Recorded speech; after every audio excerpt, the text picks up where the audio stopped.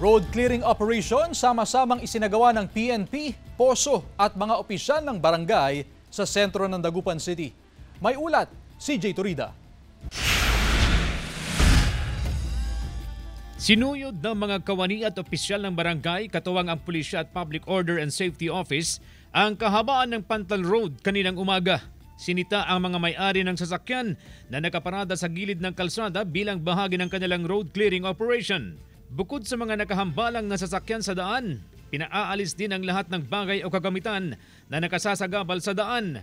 Tulad ng mga itinambak na mga bagay sa bahaging ito na sumakop na sa kalsada. Ang nakababahala, may mga basag pang salamin. At ito ang importante, karga nyo sa sako kasi salamin yan. Baka mamaya yung mga batang nasa mga papasok, maapakan nila. Susundin siyempre.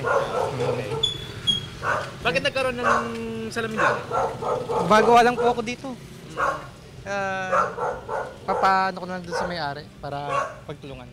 Dahil unattended ang mga ipinaradang sasakyan sa kalsada, nag-iwan na lang ng citation ticket ang mga kawani ng POSO.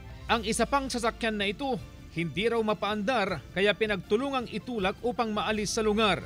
Pero kalaunay umandar din at dinala sa angkop na paradahan.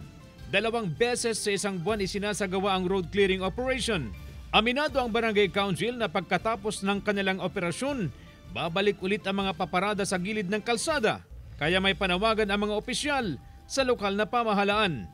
Ang hinihingi nga po namin sa city, dapat yung mga poso, pag nadaanan na nila, pwede na nilang tikitan.